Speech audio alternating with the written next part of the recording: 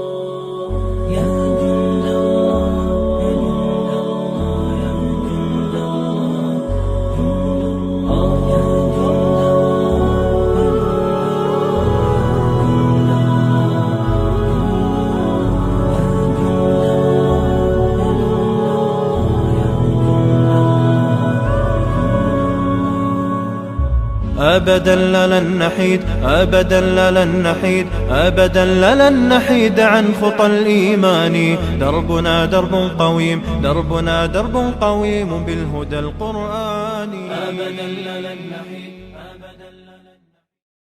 الله الله الله الله الله الله الله الله.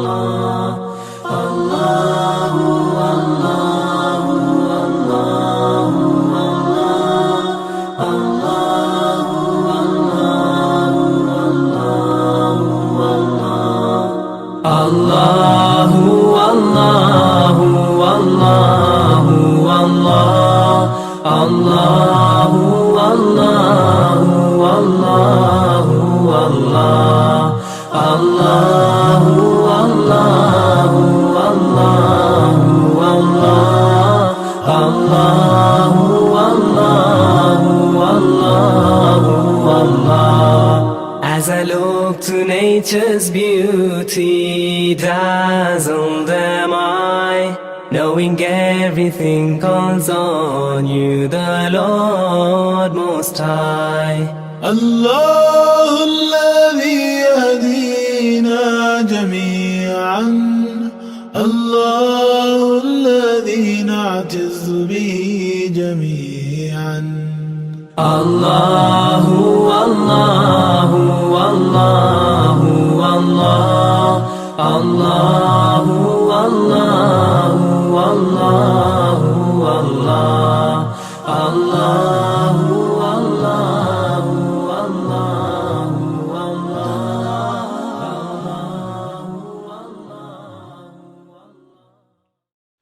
الحمد لله والصلاة والسلام على رسول الله.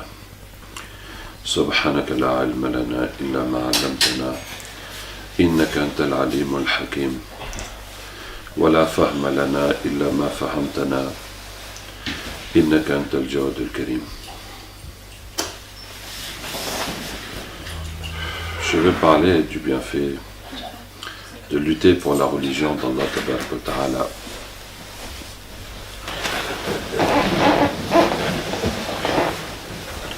Nous voici une petite équipe traversant l'Europe dans cette campagne de Ruqya, en train de nous battre contre les genoux, les sorciers, les shayatin, toute la journée, toute la nuit aussi. Et presque personne parmi les musulmans ne pense à sa responsabilité vis-à-vis de la religion, ou qu'il a une mission, ou qu'il doit faire quelque chose. c'est une question qui est absente chez la majorité des musulmans. La majorité des musulmans voit sa responsabilité vis-à-vis de la religion personnelle, qu'il faut que je fasse l'effort de faire mes prières, d'éviter le haram, de manger halal, etc. Si ça c'est acquis, on a gagné notre paradis. Fin de l'histoire. Ensuite, il y a quand même une responsabilité vis-à-vis de ses enfants, pour essayer de leur donner, de les orienter vers l'islam, mais qu'ensuite nous ayons une mission sur terre. Ce concept est absent chez la plupart des musulmans. Et je vais parler de ça. Cette responsabilité. Par la grâce d'Allah Tabaraka Ta'ala, depuis que je me suis converti à l'islam à l'âge de 15 ans, je n'ai plus d'autre but que l'islam dans ma vie. Et en fait, avant même d'être musulman, tous les buts que je voyais chez les gens, qui sont l'argent, la maison, le travail, d'un côté ça ne m'intéressait pas, parce que, alhamdoulilah, mon père qui avait un peu réalisé le rêve auquel tout le monde aspire, il avait tout, mais je voyais que le bonheur n'était pas dans ces choses-là. Et que l'argent, par exemple, crée des besoins, donne des habitudes, ça crée des besoins dont on peut plus se passer. Il n'y a qu'à voir en Europe le confort qu'on a avec au pays, les gens qui ne connaissent pas ça, mais ils vivent très bien sans ça, etc. Pas besoin de multiplier les exemples. Ce n'est qu'une création de besoins. Et on peut être très heureux en passant du temps avec ses enfants, en discutant avec eux, en lisant des livres, en faisant du sport, en adorant Allah Tabaraka wa Ta'ala, en aidant son prochain. Toutes ces choses qui ne demandent aucun argent. Donc, on peut faire beaucoup de choses pour être heureux sans argent. On peut raconter des blagues, comme vous me voyez faire des fois. Et ça crée du bonheur, du rire, sans argent. Subhanallah. Depuis quelques années, il y a des professionnels du rire qui vont dans les entreprises pour faire rire les gens, pour les détendre. Ouais. Bon, donc qu'est-ce que je disais?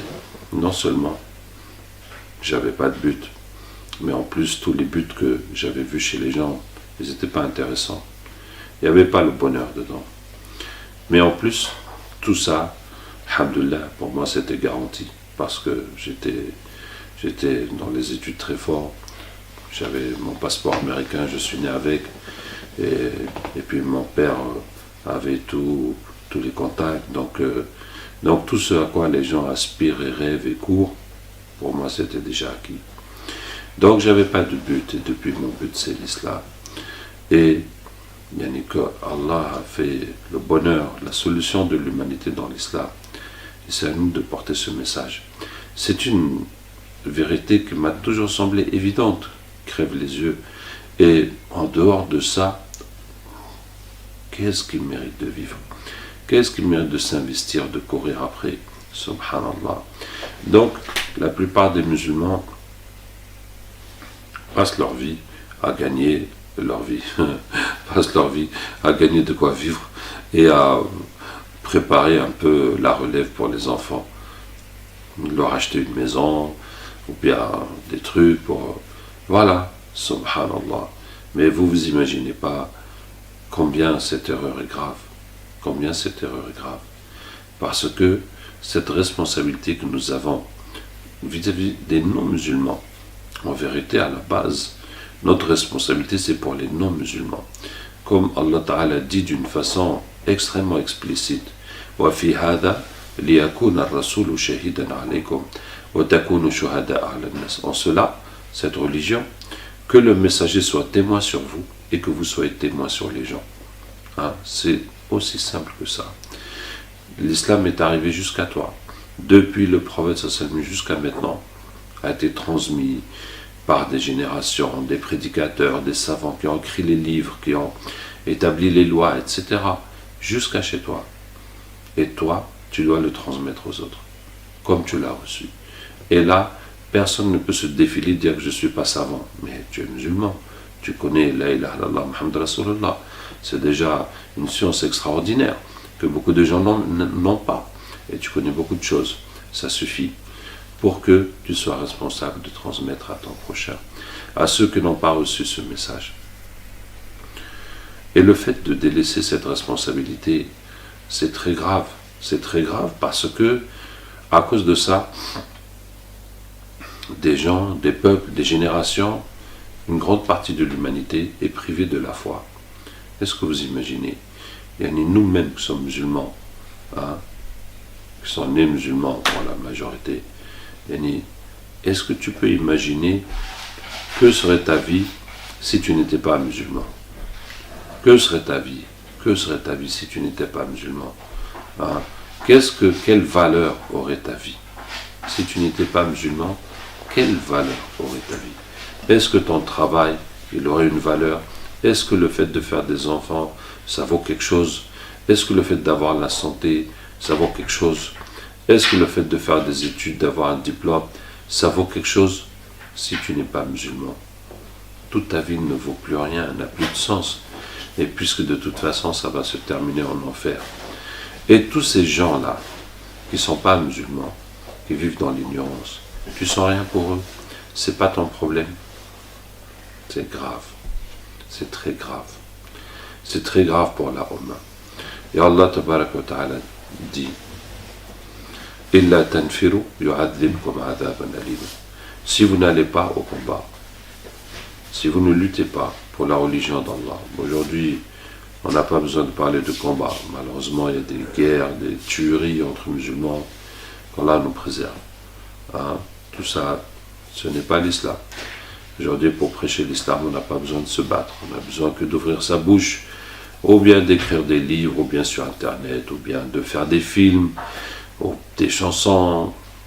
En tout cas, on a mille et un moyens de le faire, pacifiquement.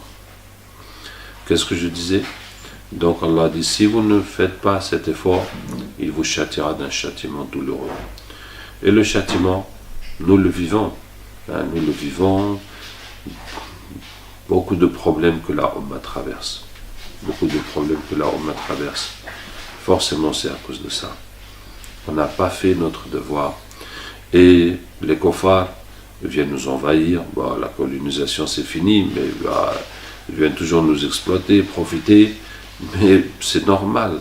Subhanallah, je me souviens, il y a quelques années, durant l'invasion de l'Irak, et un des responsables américains a dit que la motivation de la politique américaine, c'est les intérêts américains. Et ça a choqué, mais c'est tout à fait normal. Chaque pays cherche ses intérêts. Comme chaque personne, tu veux que les gens, c'est qui va voter pour eux, c'est leur pays, donc ils vont faire ce qu'il faut, plus ou moins. Mais c'est comme ça. À quoi s'attendre? À quoi s'attendre? Eux, comme a dit le prophète sallallahu alayhi wa sallam, ad-dunya jannatul kafir wa sijnul mu'min. Ce bas monde, c'est le paradis du mécréant. Et la prison du croyant, c'est leur paradis. Donc ils veulent gratter un max. C'est pas étonnant qu'ils veulent en avoir le maximum. Mais ce qui n'est pas normal, c'est que nous soyons comme eux, en train de courir après la dunya. C'est ça qui n'est pas normal. Alors qu'on aurait dû leur apporter la religion. Bien, donc, quelle est la punition d'avoir laissé l'effort de din? Allah Ta'ala va châtier la Ummah. Et Allah Ta'ala va envoyer les kuffars pour nous dominer, pour nous tuer aussi, comme dit le prophète sallallahu alayhi wa sallam. Uqubatu ummati fi dunya al-qatl. La punition de ma communauté dans ce monde, c'est la tuerie. Ouais, on va se faire tuer. Et voilà. Et donc, comme ça arrive, il faut qu'on comprenne que c'est parce que nous n'avons pas fait notre devoir. Nous n'avons pas à nous disputer avec les autres et les accuser, ils sont méchants, ils sont comme ci, ils sont comme ça. Mais nous-mêmes, nous sommes comment? Est-ce que nous avons fait notre religion? Ce que Allah Ta'ala nous demande. Donc, mes frères et mes sœurs, chacun doit s'engager dans ce qu'il peut. Maintenant, Pour moi, l'islam, les besoins de l'islam, c'est comme un chantier immense. C'est comme un chantier immense. Tout est à reconstruire. Hein, tout. Donc, quelle que soit la contribution de chacun, elle est la bienvenue, elle est bonne. Et Allah Ta'ala bénit ses bonnes œuvres. Hein, donc, chacun, il n'est pas indispensable d'adhérer à un groupe ou à une cause ou une chose. Tout est à faire. Donc, chacun qui peut contribuer avec ce qu'il peut, doit le faire. Quel que soit ce que tu peux faire. Hein, quel que soit ce que tu peux faire pour aider l'islam. Bien entendu, il faut commencer par soi-même. Parce que sinon, ça n'a pas de sens. Comment Allah va accepter des actions? Comment tu peux te soucier des autres quand tu ne te soucies pas de toi-même? Donc, sache que chaque péché que tu fais, ça pèse dans la balance. Ça tire la communauté vers le bas. Ça donne plus de force au shayatin, au mal, pour dominer la terre. Hein? Donc, par chacun de nous, par notre comportement, par nos manquements, par nos lacunes, on contribue à attirer la communauté vers le bas. Bien entendu, donc, il faut commencer par soi-même, à être droit, à être pieux, mettre sa confiance en Allah tabaraka wa ta'ala. Parce qu'il y a péché par faiblesse, il y a péché par, je dirais, raisonnement, ou intérêt, ou calcul. Ça veut dire qu'on a étudié sa situation, et on a décidé que la seule façon de pouvoir s'en sortir, c'est à travers les péchés. Et que si je devais prier correctement, ou bien me voiler, ou bien etc., ma vie va être foutue. Là, ça veut dire non seulement c'est un péché, mais en plus, on y croit au péché. Ça, c'est pire. Hein? Ça veut dire qu'on croit que on doit désobéir à Allah pour pouvoir s'en sortir. Subhanallah. Allah qui t'a créé, qui t'a donné les yeux, qui te donne la vie, qui te donne tout, et toi tu as décidé que non, il ne peut pas te donner le bonheur, il ne peut pas te donner la réussite. Il faut que tu suives un peu le diable, hein, pour pouvoir t'en sortir. Ça c'est beaucoup plus grave, de pécher par conviction, hein, que c'est la seule solution, c'est la seule voie pour résoudre tes problèmes. Donc je disais qu'on doit se repentir. Bien sûr, la première responsabilité de chacun, c'est sur sa famille, hommes et femmes, de bien nous comporter pour renforcer cette famille, pour renforcer le couple, pour améliorer l'éducation des enfants. Et ensuite, on a la responsabilité sur tout le monde, de parler. C'est la première des choses, parler, hein, chaque fois qu'on a l'occasion, pour changer le mal, pour rappeler du bien. Qu'Allah Ta'ala nous aide. Et ensuite, il faut s'organiser, que ce soit l'organisation de base, de faire des mosquées, des cours pour les enfants, et ensuite s'organiser pour toutes les choses de la société, et donner de son argent, oui, donner de son argent pour les causes de l'islam. Qu'Allah Ta'ala nous aide. En tout cas, ce que je veux dire, c'est notre responsabilité. Yawm al-Qiyamah, Allah va nous demander.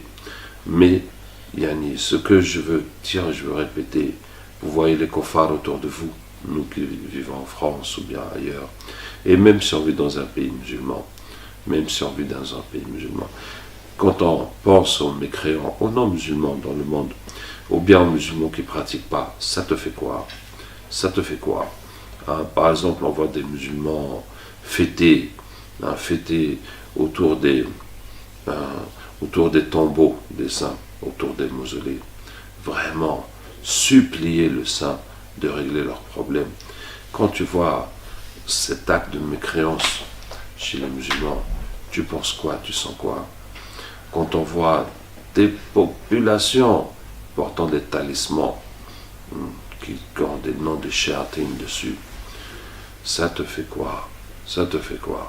Si tu penses que c'est grave, si tu penses que toi, si tu avais ce talisman à ton cou, toute ta vie serait foutue, toute ta prière ne sert plus à rien, etc. Tous ces actes de shirk, tous ces péchés. Alhamdulillah, hier, on a marié un couple. Ça fait 5 ans qu'ils pratiquent la fornication. Qu'est-ce que tu en penses de ces situations? Si toi tu vivais comme ça, et que tu étais mort comme ça, qu'est-ce que ta vie vaudrait?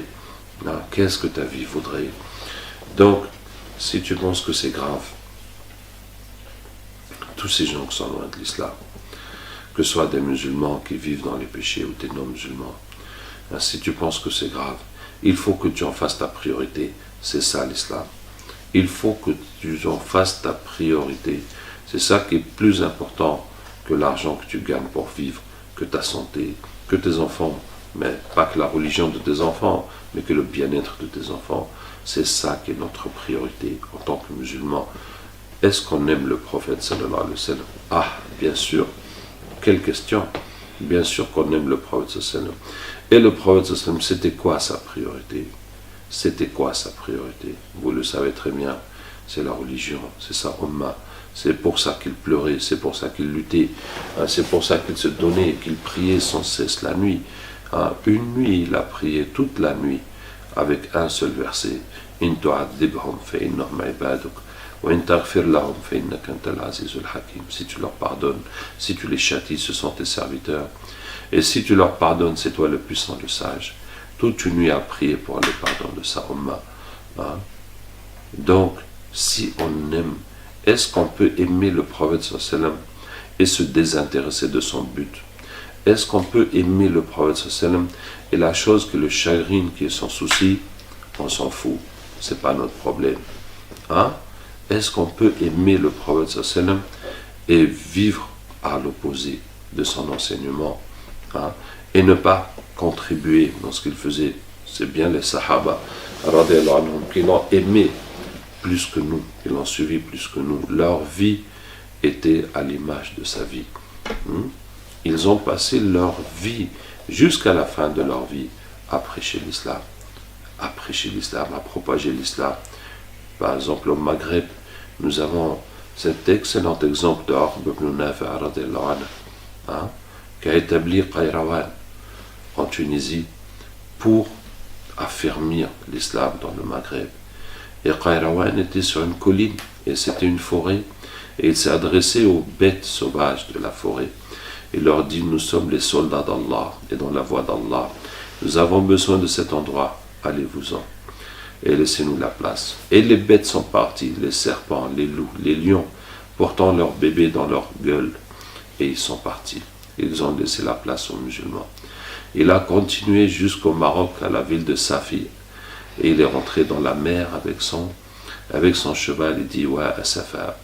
Il dit: quel dommage, si je savais qu'il y a des gens derrière cette mer, j'irais les combattre pour qu'ils soient musulmans. Et il a fait demi-tour. Vous voyez la mission? Ils ont propagé l'islam jusqu'à ce que la terre ait fini, jusqu'à ce qu'il n'y avait plus personne. Et c'est là qu'il a fait demi-tour. Allah lui a donné le martyr, donc en Algérie, avec un groupe de berbères qui n'étaient pas musulmans. À Biskra, n'est-ce pas, qui a son tombeau. Donc voilà son état d'esprit, son effort, leur vie, c'était ainsi.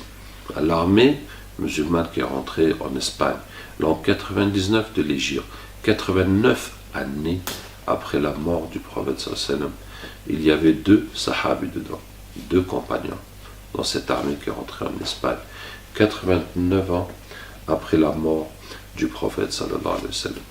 Vous voyez, c'était leur vie, c'était ça. Et c'est ce que nous disons, le chemin de ceux que tu as comblés de tes bienfaits, ce sont les prophètes, les siddiqin, les martyrs et les pieux. Et c'est bien les sahaba radiyallahu anhum qui ont incarné cette voie. Donc, voici mon message à tous ceux qui m'écoutent. Cette responsabilité. Et je vais dire un petit mot, parce que quand on ordonne le bien et qu'on interdit le mal, quand on prêche l'islam, il y a certaines conditions, parmi lesquelles il ne faut pas que l'action qu'on mène conduise à faire plus de mal. Donc si on va intervenir dans une situation pour la corriger et que finalement notre intervention va empirer la situation, donc il ne faut pas. Donc voilà, parce que ça ne sert à rien d'empirer les choses, il faut chercher à améliorer les choses. Et donc, et quoi d'autre? Quand on prêche, on doit prêcher avec miséricorde. La miséricorde, la rahma, c'est l'esprit de l'islam. وَمَا أَرْسَلْنَاكَ إِلَّا رَحْمَةً لِلْعَالَمِينَ. Nous ne t'avons envoyé que miséricorde par l'existence. Donc je dois vous conseiller d'éviter les brèches de haine, de division. Ça ne fait pas avancer l'islam. Donc moi, j'ai toujours été comme ça. Quelqu'un qui parle de l'islam et tu sens la haine. Et il implante la haine dans ton cœur. Tu sors de chez lui avec un cœur dur, avec la haine contre les gens. Ce n'est pas l'islam. Il faut le fuir comme la peste. Parce que ça mènera que à du mal. Et ça va t'éloigner d'Allah tabaraka wa ta'ala et t'éloigner du vrai islam. Qu'Allah nous aide. Wassalamu alaikum wa rahmatullahi wa barakatuh.